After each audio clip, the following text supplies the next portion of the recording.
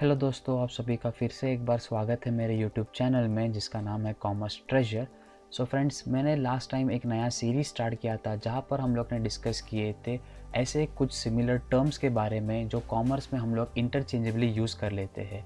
So today I am going to tell you about few important types of capital which we make use of in a wrong way, or we have studied all those capitals but still we are unclear of what exactly is the meaning of those type of capitals. So without wasting much time, let's start the discussion on different types of capital.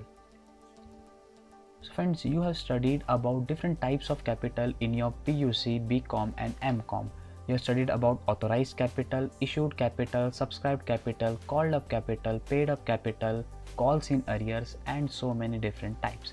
Now what exactly is the meaning of all this type of capital? I am going to tell you in next 2 or 3 minutes with example so that you can remember it in an easy way for your lifetime. So what is authorized capital? Authorized capital is capital above which company cannot collect in its lifetime. It is the maximum capital which it can collect. For example, if the company has to fix an authorized capital, it may fix authorized capital as 1 lakh shares into 10 each, that is the total amount of capital will be 10 lakh. It is also called as registered capital or nominal capital because it is registered with the registrar of the companies.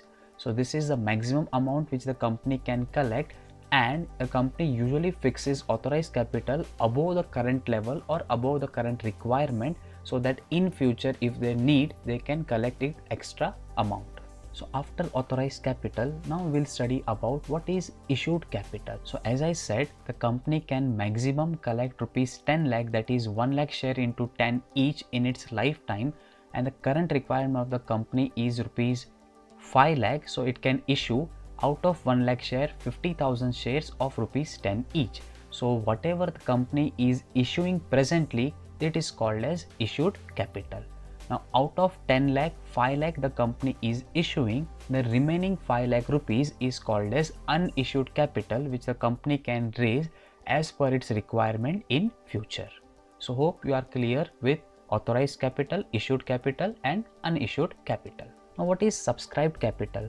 A company has issued 5 lakh rupees worth capital, that is 50,000 shares, but public can subscribe either more than 50,000 shares or they can subscribe less than 50,000 shares. So if they subscribe more than 50,000 share, company can maximum go with 50,000 share itself. Remaining amount they have to refund it to the public.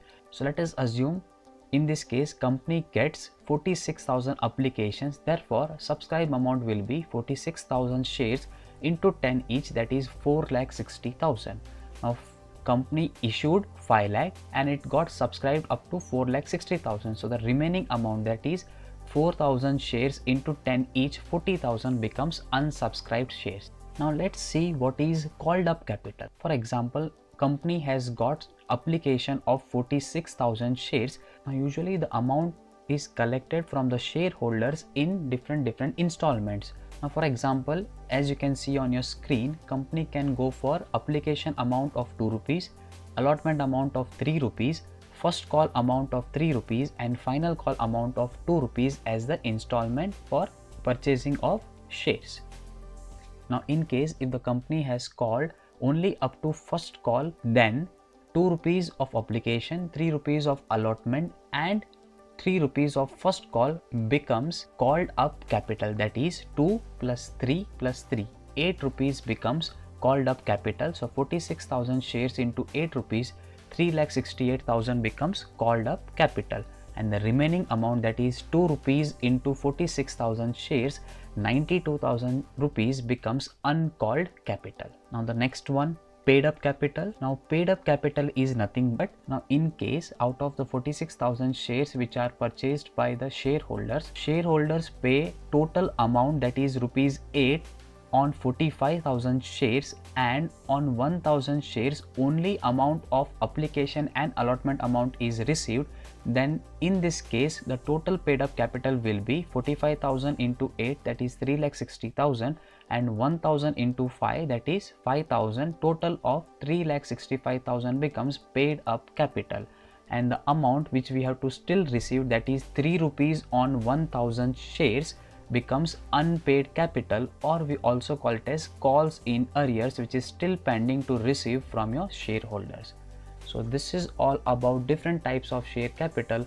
Hope you can remember all the different types of share capital, that is authorized capital, which is maximum amount which the company can collect, issued capital, which the company issued presently, subscribed capital, which is subscribed by the general public, called up capital, which is called by the company, and paid up capital, which is paid by the public out of the called up capital, and whatever remains which is not paid yet is called as calls in arrears.